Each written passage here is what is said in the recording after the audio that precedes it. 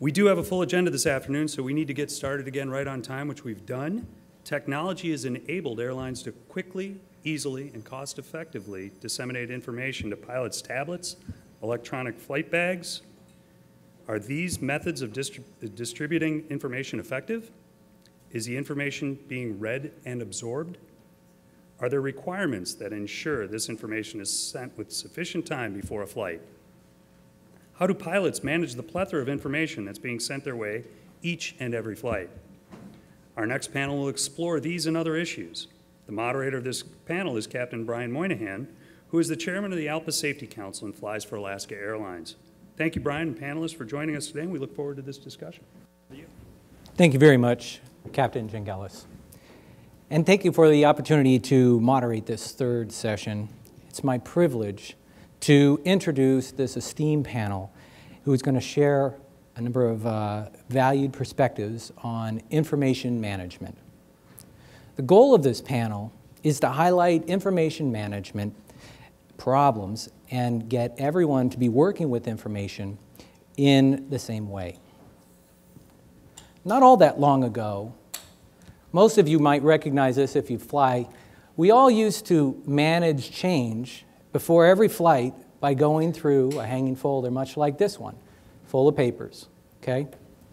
And all updates were put in here, so we physically touched every change that happened. And you knew you were finished processing everything because your folder was empty.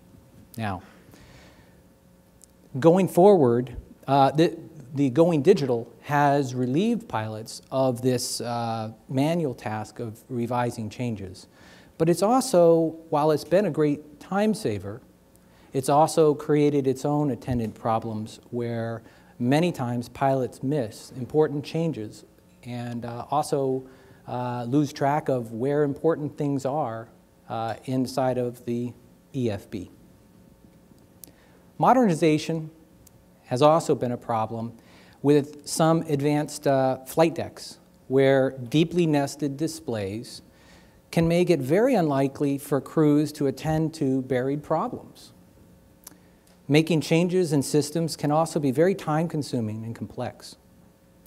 These design problems have caused serious mishaps and disruptions and distractions, and it's occurring right now.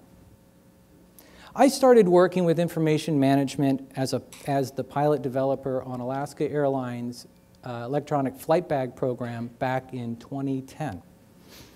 Back then, we were pioneers. It was kind of a fun time, but most of our focus was satisfying regulatory requirements as well as converting pilots from the old the analog over to the new digital world and convincing them that this is a good way to go.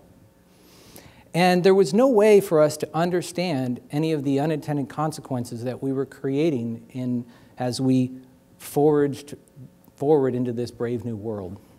And operationally, what we tended to do, and what we still tend to do, is fix these problems as they arise. And often this creates a whack-a-mole situation that doesn't always get to the root causes that we've created. Enter the scientists and human factors specialists who have run many studies to understand the problems we've created as well as solutions. ALPA's Human Factors group has given us a really great opportunity to discuss the problems that we've created in our headlong rush to further automation and digitization on the flight deck and demonstrate ways to better access content and reduce distractions. Now, let me introduce our panel members. In the order they're speaking, we have Dr. Michelle Ye, Human Factors Specialist in Aircraft Certification at the FAA. Captain Laura Edwards, who is an instructor pilot at Delta Airlines. Mr. Sam Miller, who is a multidiscipline engineer at MITRE. And Dr. Barbara Kanki, who is NASA Ames Associate in the Human Systems and Integration Division. ALPA is very grateful for each of your participation today. We're in the midst of amazing change in this area, in the area of information management. It is my hope this panel will demonstrate to you all better ways to deliver and interact with information and minimize flight deck workload distractions. Panelists, let's get this conversation started, shall we? Dr. Ye. All right. So I was asked to talk about the EFB revolution. And EFBs have been around for decades now. And we've been looking at the human factors issues since they started, and say in the early 2000s. And the interesting thing is, like, while the technology has changed from the really heavy 3-inch thick tablets that were the original EFBs to the iPads and the Surface tablets that we have now, the human factors issues really haven't changed. They've sort of been similar throughout the years. And we partnered with the Volpe Center. They had some researchers at the ALPA conference in the spring to come out and do some interviews with the ALPA pilots. And if any of you participate in the studies, then I just want to let you know how grateful we are and how helpful your input is, so that we understand what the concerns are from your perspective. What I'll talk about this afternoon is really a lot of some of the concerns and the issues that we're hearing from pilots.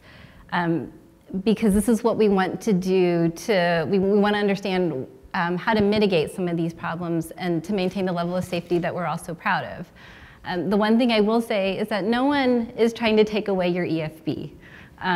We do this to understand what the issues are, how to make the transitions better for you. We're not trying to take your devices away. Recently, so Volpe's talked to about 18 pilots so far. I think 9 of them were at the conference, and then the other 9 were just contacts that they had from different airlines. We're trying to understand how airlines are training their pilots and sort of the user experiences. So some of the key issues in terms of the transition from paper to digital really are just how do we find and access information? Suddenly you have one device where you have your charts, your documents, manuals, everything is on this one device. And so when you want to go from like your chart to your document, you're swiping, you're using the same display to find the information. In some cases, you can't see 2 things at once. You know, some systems offer a split screen, so you can have, you know, maybe a chart up on one window and a document up on the other window.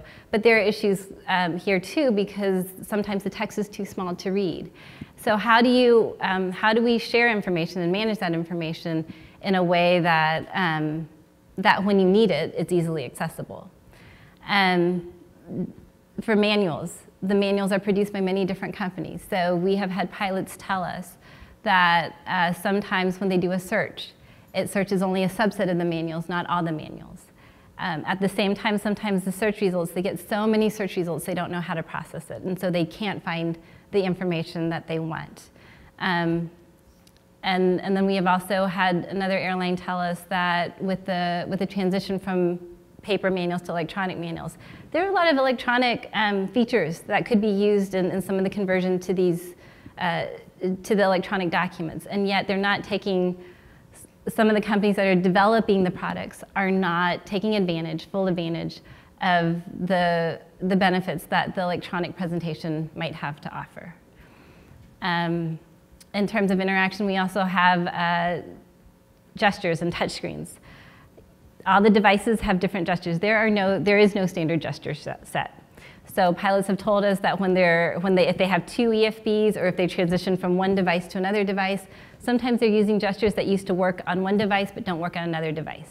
So they'll make a gesture and they'll get a completely different action than what they had expected originally. We also have, pilots have also told us about, they have concerns about updates, because sometimes their system will update when they're not expecting the systems to update. I think one pilot said that the EFB just started updating when he was in flight, and they just had to wait for the update to finish before they could use the system again. We also have training. A lot of times, so the airlines do provide training, but and they can use it. I think they provide it electronically. And you can also use your EFBs during simulator training. But a lot of what pilots are learning also comes from on-the-job training and from word of mouth and what they hear about other pilots, or what they hear from other pilots. Some have also gotten information from YouTube videos on how best to interact with their devices and how to do certain functions. The new thing now is ownership. We are getting some initial feedback on ownership, and we are definitely interested in more on how ownership in flight is working, because I know this is a new thing. Some of the feedback has been interesting to us, because pilots have told us that the ownership position, while it's nice, is not necessarily reliable. We know that on the ground there's a certain accuracy level that the ownership depiction has to meet. En route, pilots have noticed that sometimes the GPS, the ownership signal, deviates from where the actual aircraft is. And we got comments like the installed display is much more reliable. And that's a fact. The installed display is certified, so it is intended to be a much more reliable navigation source. But pilots have noticed that because the ownership on the EFB is, it will go on and off depending on the accuracy of the signal, that sometimes it's not always there. And we had, I think there was one interviewee who also said that he will sometimes move the EFB around the flight deck just to see if he can get a better signal. So these are how when you're introducing new technology, the interaction changes. Pilots have noticed that sometimes it can be a distraction. One pilot said, I've got a lot of cool apps on here. I want to use them all. So it's just trying to make sure that when you get these new functions, that we integrate them in a seamless way and in a way that doesn't impact safety. So I did bring some data just from a recent study we did with Southwest Airlines, and we're looking at the compellingness and trying to understand. Everyone says EFBs are compelling, but what does that really mean? And compellingness can be a good thing. For example, like sometimes you do want your attention called to a certain display, but at the same time it can be a distraction, where you're spending more time looking at something that's not important than, say, your instruments. So we did a study at Southwest Airlines recently where we had pilots taxi with ownership on an electronic chart in low visibility conditions. Half the taxi scenarios had ownership, had an electronic chart that showed ownership, half did not, and they taxied in 1200 RVR, 600 RVR, and 300 RVR. So this picture up here just shows you the areas that we were interested in looking at. So we looked at how often pilots, captains and first officers looked at their instruments, how often they looked out the windows, and how often they looked at their own EFBs. And this chart shows the percent of fixations. This is how many times pilots looked at an area of interest. And let's start with the captain. With the captain, when ownership was not shown on the electronic chart, there was 86% of the fixations were out the window, about 8% were on the EFB, and 3% were on their instruments. So what this is telling us, what this is saying that, well, they only looked at it 8% of the time when ownership wasn't at the electronic chart, they were getting more information out the window. But when ownership was shown, there was a dramatic decrease in the amount of time that pilots looked at out the window, and an increase in terms of how much they looked at the EFB. So they looked at the EFB about 40% more, and the number of fixations was taken from the time they spent out the window.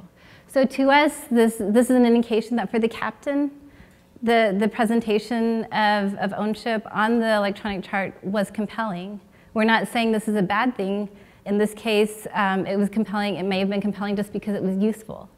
And there were no unsafe acts committed. But we do see this change in terms of where pilots are paying attention on the flight deck. If you look at the first officers, and the first officers in this case were primarily responsible for monitoring position, we have the same data and looked at, collected data on where they were looking, and you don't see this change in terms of how much time they were looking at the electronic chart, regardless of whether ownership was on or not. In fact, that blue line on the first officer chart to the right it's essentially a straight line. There is no change. And for this is percent dwell time, this is how long overall during a scenario they spent looking at the different areas of interest. And again, we see the same trend. When you have, for first officers, there was essentially no difference. But with the captains who were responsible for taxiing the aircraft, when ownership position was available on the electronic chart, they did look more at the electronic chart. And again, based on the data that we have and looking at the performance, at this point, we believe that this is one of the positive impacts of compellingness, in that captains found the electronic chart more useful when ownership was available than when it wasn't. We would need more data to understand, is that 50% that they spent out the window, is that good or bad, or to make some sort of judgment on that. But right now we don't have that data. And so the other thing that I will say is that there were times when we did try to simulate. There was one scenario where we tried to simulate a freeze in ownership positions. So we created an error intentionally to see if pilots would notice it or not. All the flight crews noticed that error. And they all noticed when, there were no unsafe acts committed as a result of that error. In fact, there were other times where we had a little issue with the Bluetooth, and so there were some glitches in ownership throughout the scenarios, and pilots noticed that too. So that is a good thing, is that they are in. So the data that we have shows that they are still integrating information from all their sources, but there are some cases where having an EFB may be more is compelling, and then the one last thing before we move on is that ALPA has just launched an EFB survey. I think Ken Plunkett and Dave McKinney were spearheading that. So we are definitely interested in your input. If you have time, we would appreciate it if you would go and take a look at that survey. I believe the link is www.alpa.org/EFB survey. Is that correct? Okay. All right. Wonderful. Thank you. Thank you, Dr. Ye. And I have to say, being on one of the original developers of, or validators of ownership on the ground, especially, and having had a previous career of not being able to see your ownership on the ground, especially going into complicated or low visibility situations on airports, just being able to glance over there, I can't quantify how much of a good situational awareness tool it is. Not to dwell on it, but just to be able to validate what I'm seeing and cross-check. So I'm really grateful for that. Laura, Chairman Sumwalt, actually I was intrigued by the number 2, was it, premise? You mentioned that if you design a system with too much complexity, sometimes don't be surprised if people, when they need to, don't always use a system as it was designed. And I think you have a few things to talk about in regards to that, as well as system design that sometimes take longer to make changes than on a more simple aircraft. Absolutely. And first off, thank you, ALPA, for asking me to come speak. And thank you, Brian, for the promotion to captain. I really appreciate that. But I am a first officer instructor at Delta Airlines, and that is a fantastic segue. On the A350, this jet has brought the next generation of jets to Delta and to the other carriers that are flying it. And what I mean by that is, yeah, you go out on the ramp and it looks just like the other, well, it looks a little better, but it looks just like the other airliner that's sitting there next to it. It's when you walk into the flight deck and you see it and you're like, what is all this stuff? And it's not your typical round dials or even glass that's on an A330, but it's 6 interchangeable display units, and of those, there's 2 extra ones that people immediately notice.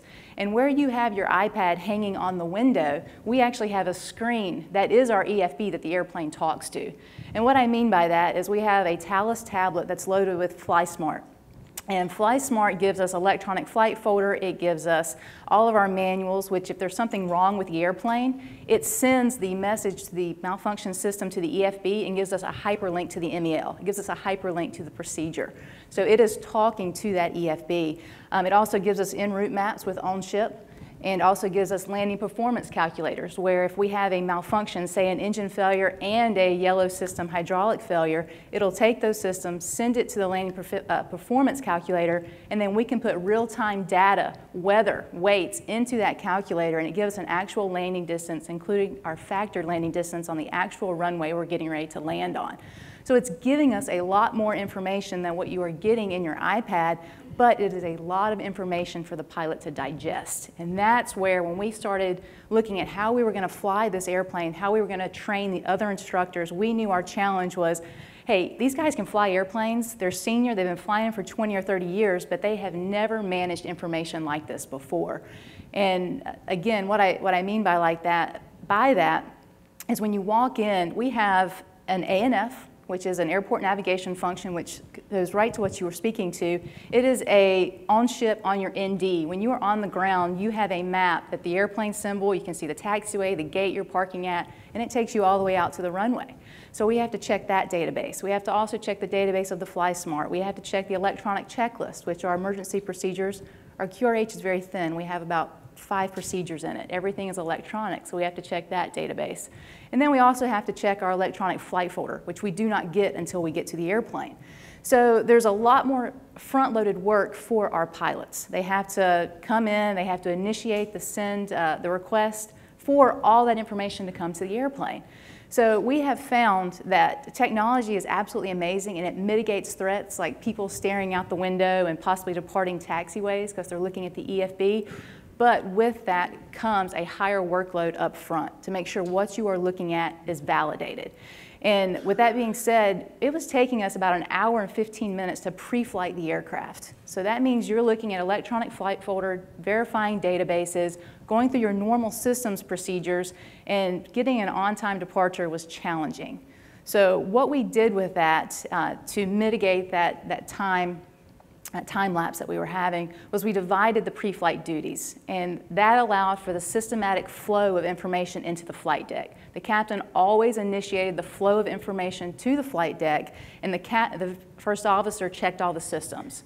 And then once everything was brought in and verified, then the FMS load could take place, and then the FMS load verification could take place. So we had to systematically decide how we were going to digest that information as pilots. So yes, you can over-design something, but when it's working and validated, it's absolutely fantastic.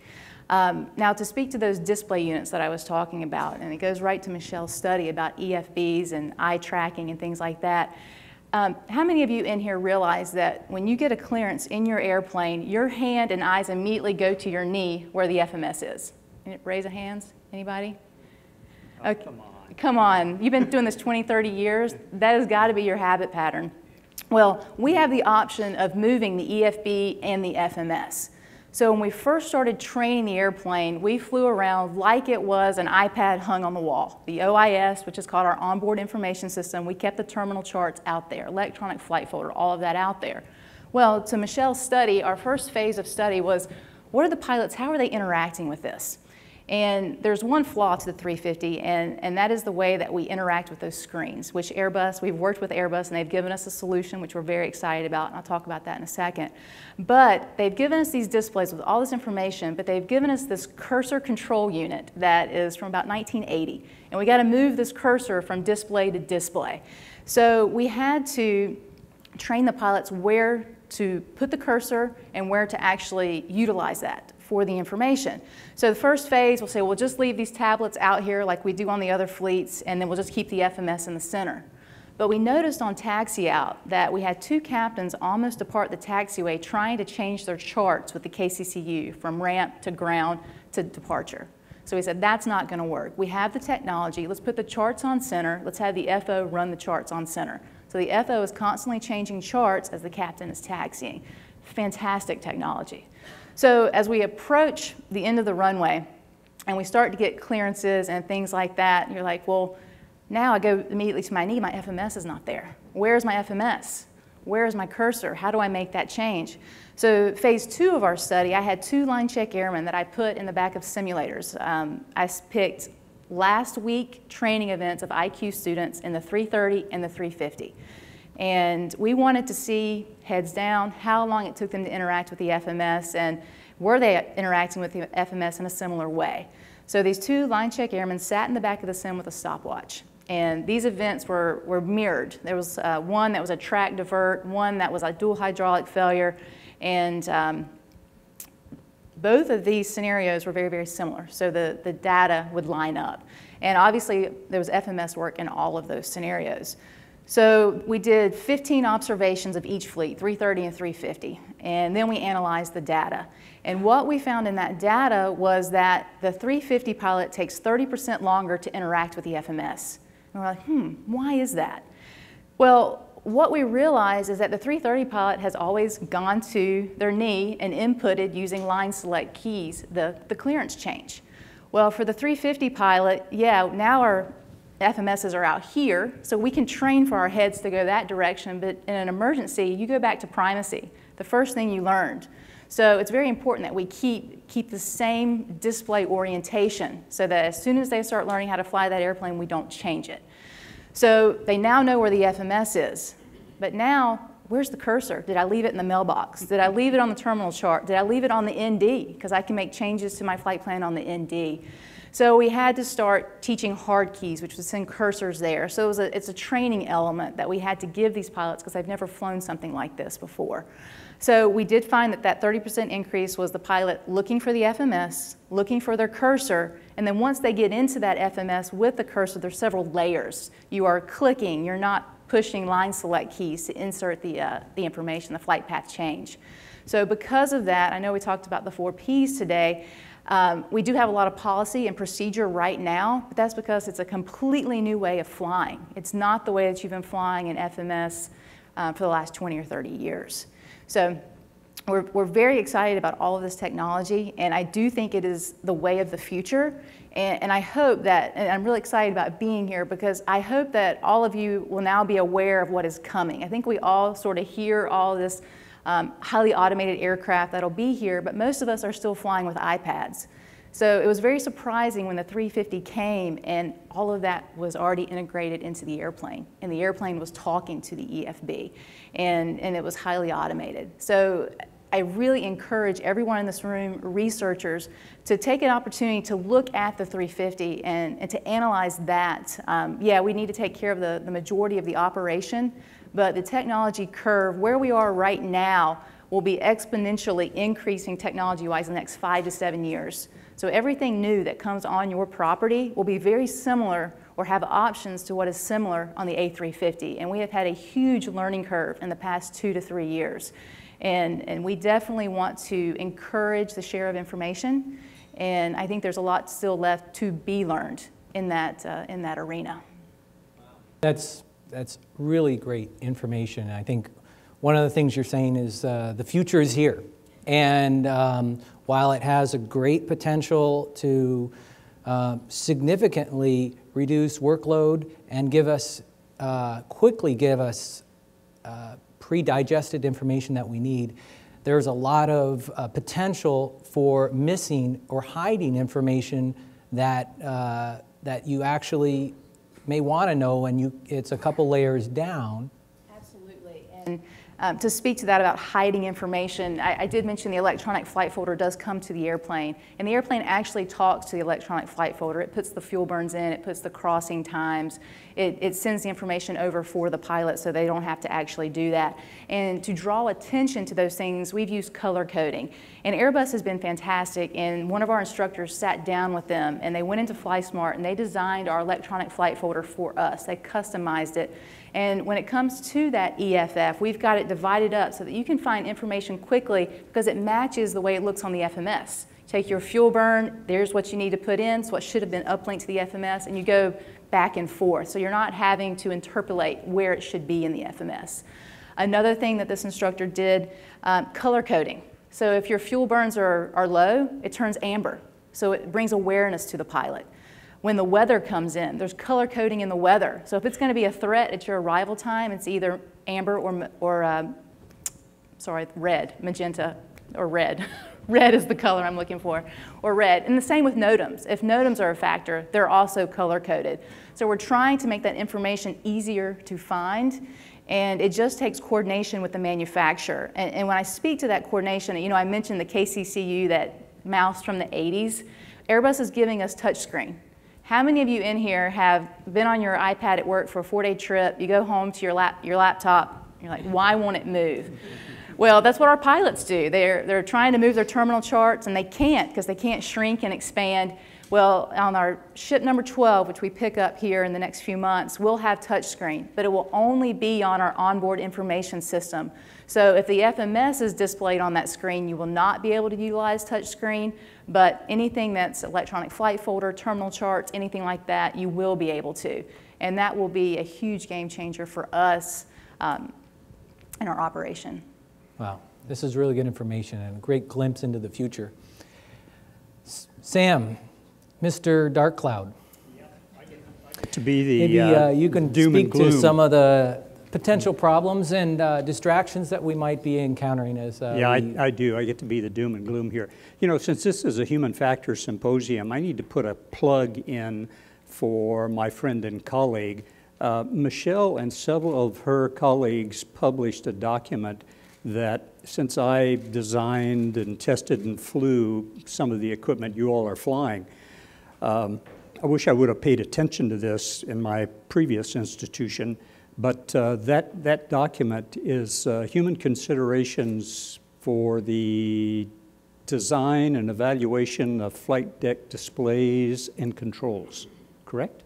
Did I get that right, Michelle? This is a how-to manual with lots of little nuggets on how to correctly design a flight deck.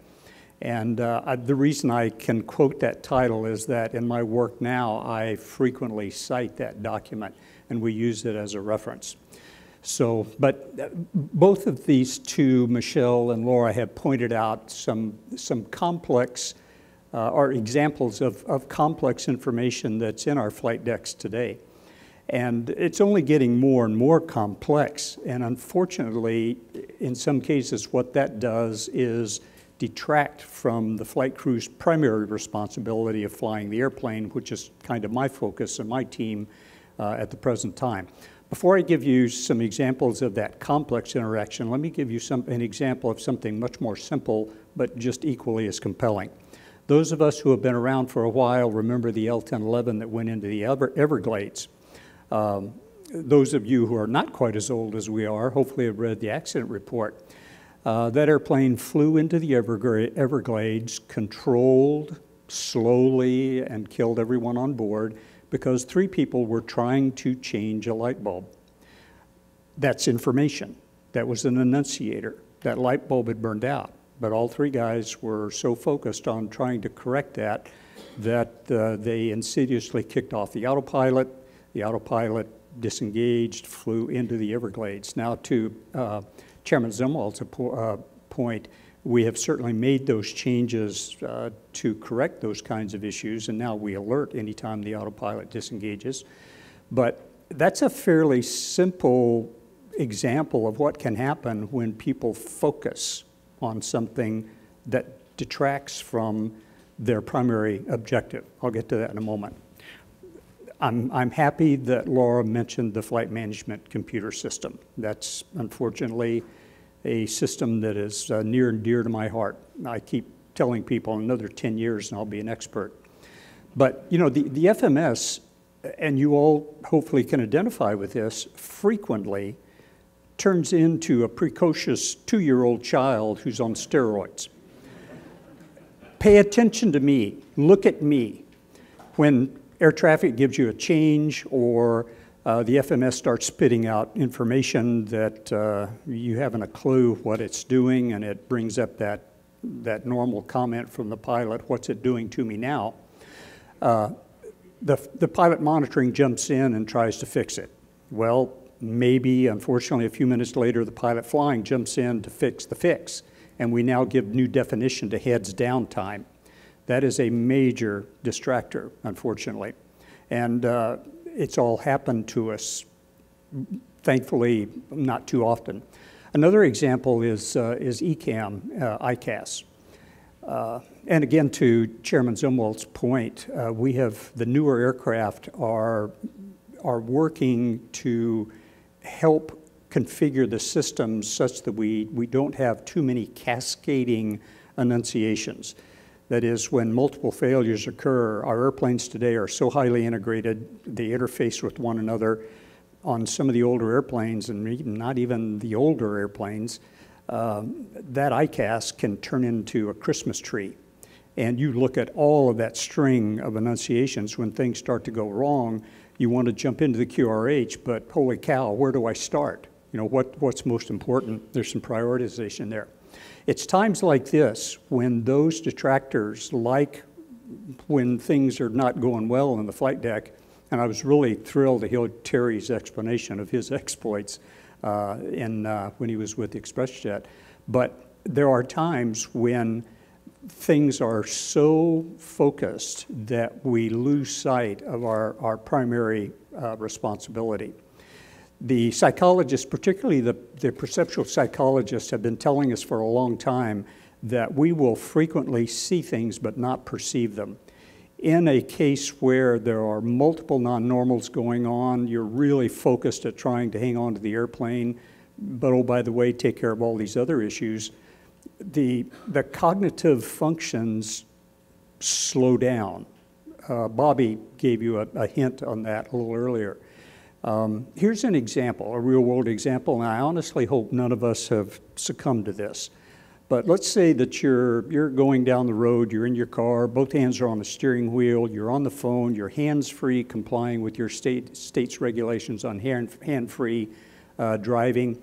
The conversation gets intense, but oh, by the way, you're doing really well at staying within your lane, but you didn't perceive that the car ahead of you was starting to slow down a little bit, and then all of a sudden, wham, you reduce the cargo capacity of that car and also do probably some serious damage to your own. And what happens there is that your mind, your cognitive functions are so engaged in an activity that you do not perceive events that are occurring that are going to bite you. Same thing goes with a flight deck, unfortunately. That happens in our airplanes today. We've all been there, unfortunately, where lots of things are going on. We call that workload in the human factors business. We're really taxed. Thankfully, we have teams, 2 pilots that can effectively control that most of the time, but sometimes it gets a little ugly, and we start missing things. We see them. They're right there in plain sight. We miss a mode change, and the airplane transitions into a mode that we don't want it to be. So all of those kinds of things occur in the flight deck, and they're distractions from our primary function. I would hope those of you who have been in the flight deck and are in the flight deck currently would agree with me when I say that the flight crew has no greater task than to maintain aircraft control. Period.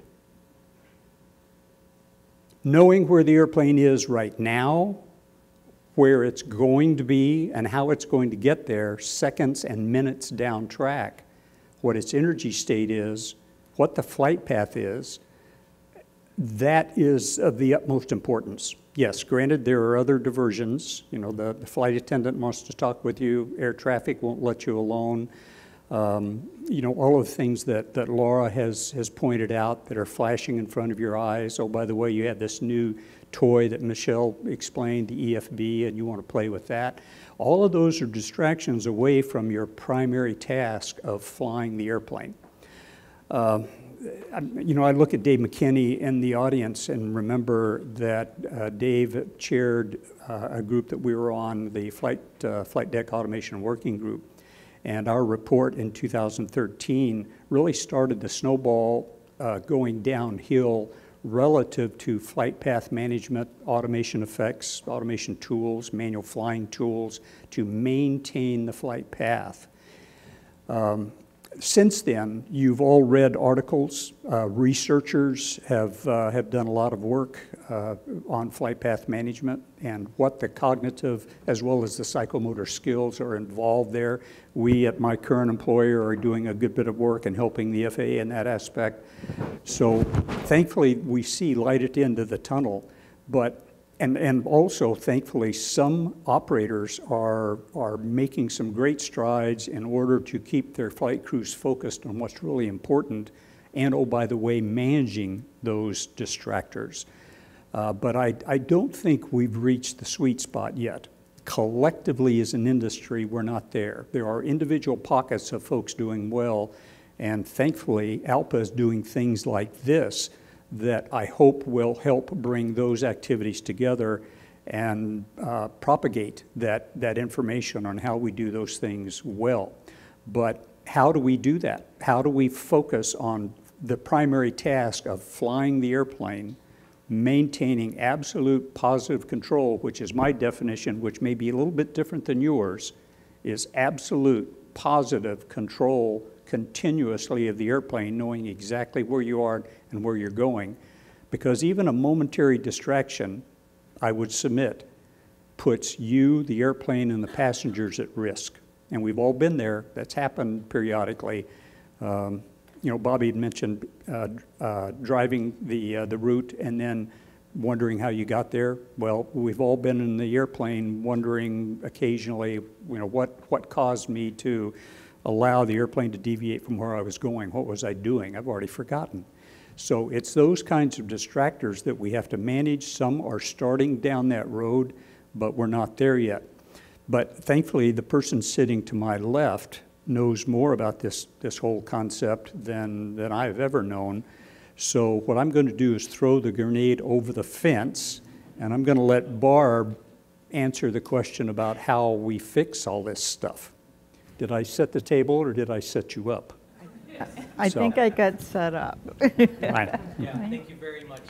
And I definitely agree, and I wanted to say that, you know, this technology really has done a whole lot to help us become more situationally aware, and it's relieved us from a lot of our duties. But some of that has created both a distraction and a dislocation of being attentive to the job at hand. And I absolutely agree with you that we saved probably the best for last, probably the wisest person in the room right now as far as this stuff. You've been doing this longer than most of us, Dr. Kanki, and we're really we're relying on you to solve all of our world problems today, if you wouldn't mind. Just a small, in the time allotted, too. Oh, okay. Well, I think I have 3 minutes.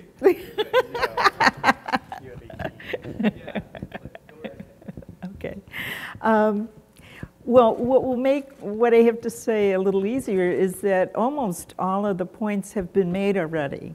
So it'll be the second time through, but you'll hear it through the filter of being solutions to the kinds of issues that have been brought up and the new technologies that are coming faster than we expect them or want them.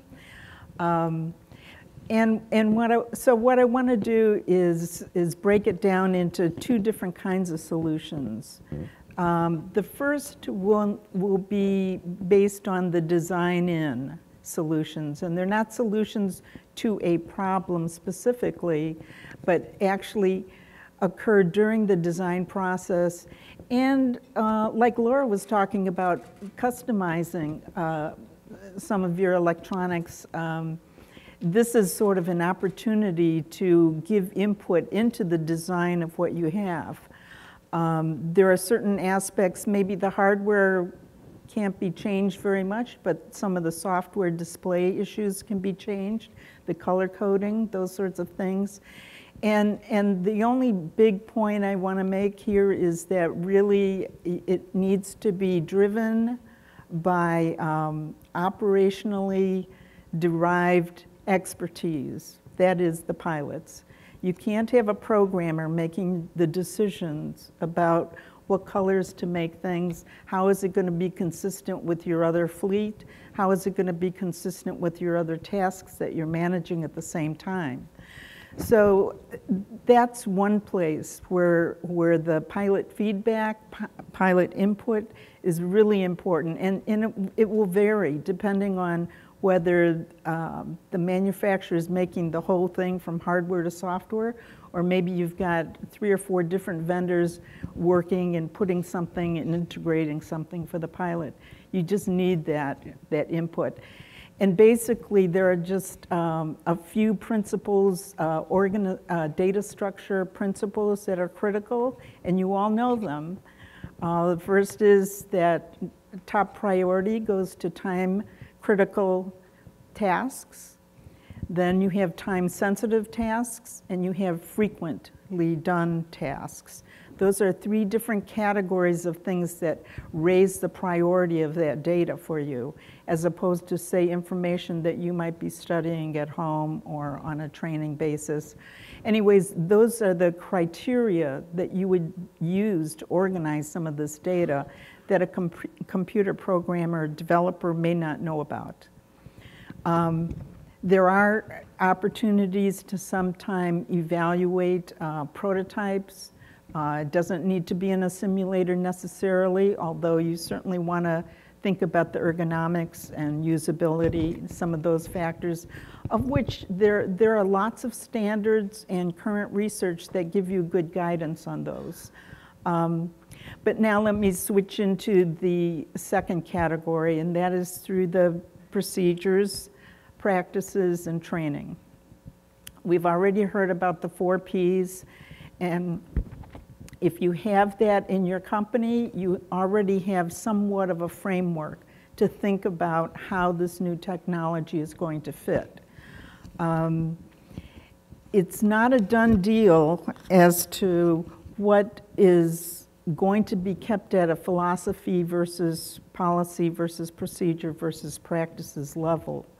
And that is something that you'll have to decide amongst yourselves in your own company.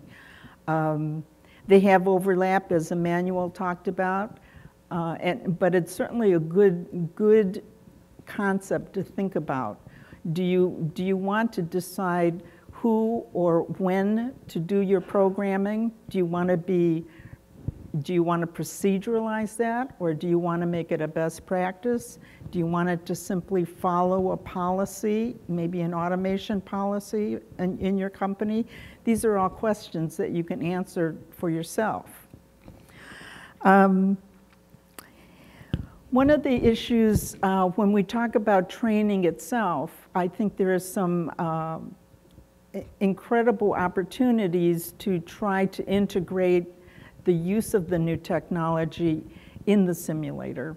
And if you can do that, if you can integrate it into some scenarios, that's another really good way of collecting feedback.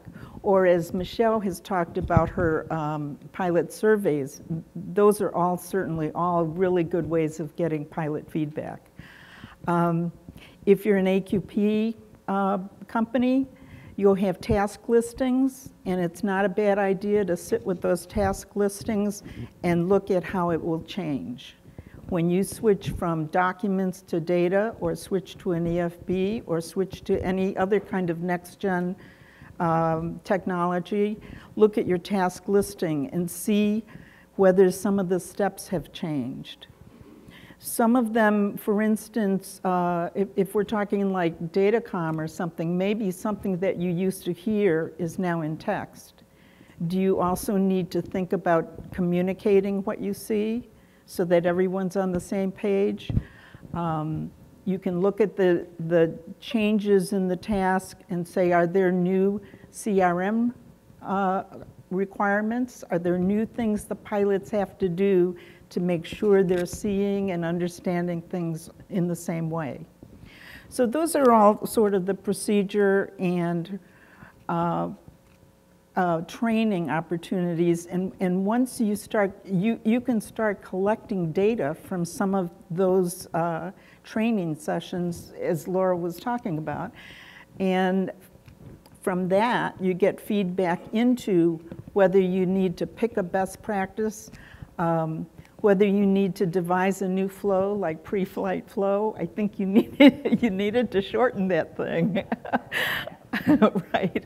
But it was better to have that time pre-flight than in flight. So, you know, there are trade-offs for sure. And I think number one priority is make sure in time-critical situations you're not hunting for something, and it is accessible. So those things take top priority, and the other things can take lower priority, and you might lose a little process in other phases. I think I'll end there and just say that the theme throughout the whole two ways of solving things, whether by design, procedures, or training, is be sure that you are listening to the pilots. They're giving you, when they perform with this new technology, they're giving you valuable feedback. And from that, you can start making decisions about how you're going to get better performance and reduce human error. Okay. Thank you, Dr. Ian, as expected, that was outstanding information. Thank you very much. So now I'd like to open it up to the audience participation portion. In the time we have remaining, welcome anybody to walk up to the mic. I know a lot of you from the mornings were waiting for this particular one to stand up and ask a good question to, and so you know, I definitely welcome that.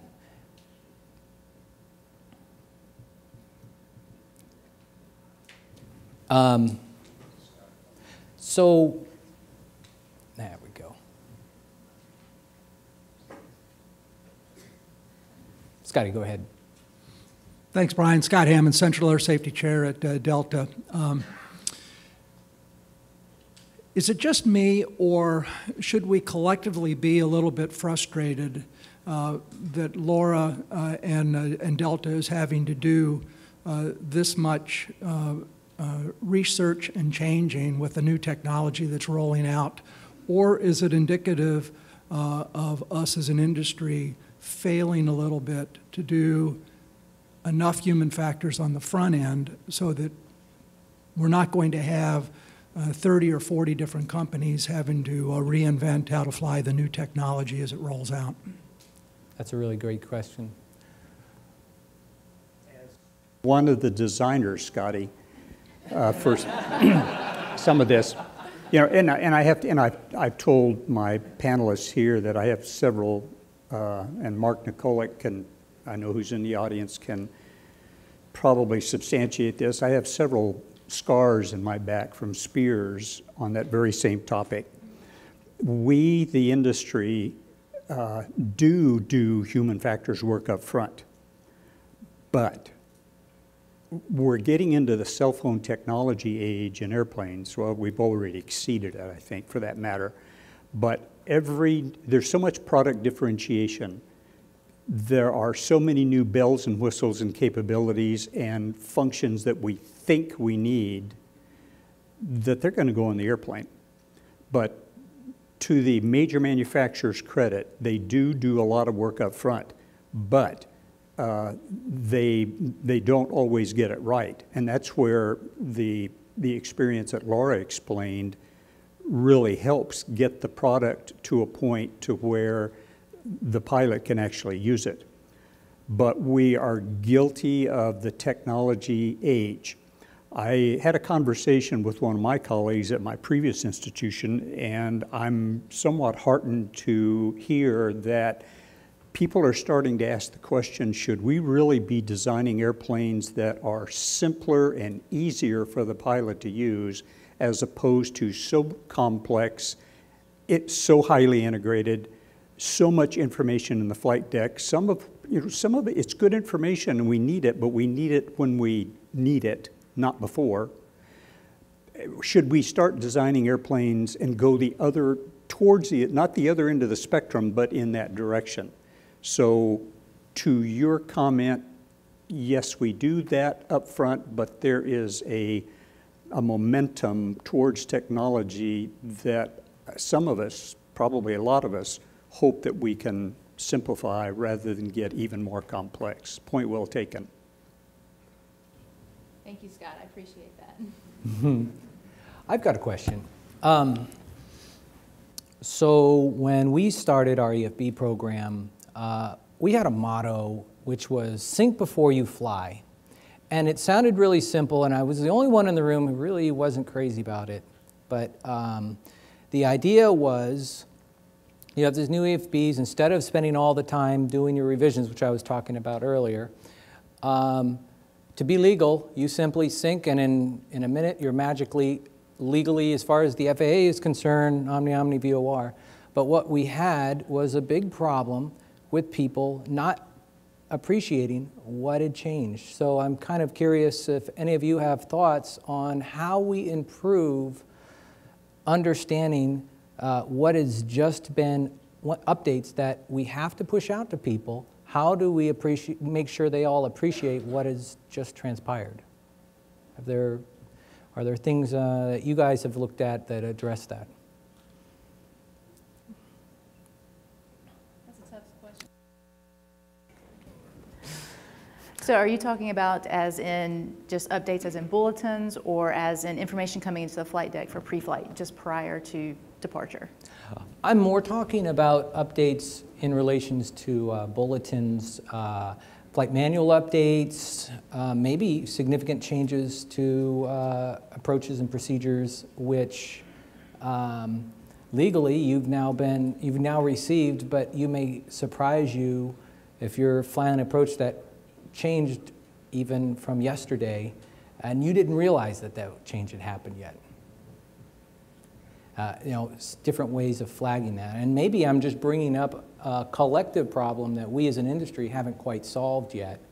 The other which is somewhat related to that, is that, as I was talking before about, the good old days, there was one place to get information, and we've kind of moved to a place where it can be a scavenger hunt to find exactly where is that piece of information. I've got an encyclopedia of information here, way more than I ever had, which is great. But we're also not quite sure where to find it. And a lot of times it moves from where the last time you looked. So I think one answer to that question is obviously technology is here and it's here to stay. We're not going to go back to folders like that or pieces of paper where you have to check your bulletins before the flight. So I know we're talking about human factors, but we do have to embrace technology in a way. And I do think that those technological advances that we are going to see are going to make that easier for us in things like HTML and hyperlinks. So at Delta, we have several different manuals, whether it's the FOM, the Flight Crew Training Manual, the Vol 1, we have all these different manuals. And what we are attempting to do on the 350 is make everything HTML, so you don't have to go to a specific manual to find that information. And that seems to be the one way that we can sort of make things easier to find. Now, that technology may not be right where it needs to be right now, but that's one direction that we can go as an industry, and using those links and those better search tools to find information. Other things, color coding works fantastic. There's probably a lot of human factors experts in here that know more about that than I do, but what we found in that electronic flight folder is color coding brings your eye to it. So if there's a change on that approach plate, maybe there's color coding there. And to be honest, after I've been involved with the 350, my in-state vision of what our flight decks will look like before we go to single pilot or no pilot is that the issue we're having of pre-flighting the airplane, where it was taking us an hour and 15 minutes, we've now got it down to about 45 minutes with our new procedures. But that is because we cannot get the information until we get into the airplane. Like those of you with an iPad, you go, you set up your clips for approaches, taxi diagrams, all that stuff before you walk in for your 4-day trip. Since the EFB lives in the airplane, we can't do that. So that's what slows us down in the pre-flight. We also can't legally verify the paperwork until we get the electronic flight folder that's in the airplane. So in-state or temporary in-state, I believe, is that you walk in with your iPad completely loaded for that flight, ready to go. You slide it into that docking station, or everything's data linked from ATC that you need for that particular flight. And I kind of see that as a way to streamline information to the pilots, but we still have to have that human factor element to draw the eye to certain information. Great, yes. Steve's going to throw the penalty flag on me here in just a second, but I'm going to tell a story, Brian Holm and Brian, on Alaska, just very quickly. Those of you who fly RNP may have realized that Orange County implemented a new SID, the Stay 1 departure, And what has created some consternation is that this is an RNAV SID. It has RF legs in it, which is just fine. However, there's a little note that says RNP1. So pilots saw that and started to go for the handles. You know, I can't fly this. This is an RNP departure. Well, wrong. It's an RNAV procedure, but it has a navigation specification that you must have RNP1 in order to be able to fly it. And it's exactly this. One of your folks, Mark, brought that up in one of the industry meetings and immediately started the dialogue. But the FAA and the Metroplex team built that procedure, which has helped the discussion between the billionaires on the north of the water and the millionaires on the other side to fly the airplane over the inlet and hopefully eliminate some noise issues. But it's this kind of thing where and you keyed me to this, Brian, when you said a change in procedure. Yeah. This is a new procedure. It's a new type. Those of you who are aware of the PBN requirements box that's going to show up on charts here before too long, that'll be one resolution, but it's getting that kind of word out to your crews so that they realize this is a change. This is something different. How is that done via bulletin or whatever is certainly up to the operator. You all handled that really well, by the way, Brian, the way you brought the issue up. And I'm not telling a story on you. It's kind of a feather in the hat that I think Mark did a great job of raising that whole issue, because it brought to light the fact that the FAA, and I'm not pointing the finger there per se, but the group did not publicize that nearly as well as they should, and all of a sudden it showed up, and now you guys are having to deal with it. Well, how do you communicate that? It's a great point, Sam. Thanks. And with that, we're going to end this panel. I want to thank you all very much. You all were fantastic, and appreciate all your insights. If you guys have any other further questions, we'll be around the back of the room, and we're very much welcome to answer those at this time. Thank you all, folks.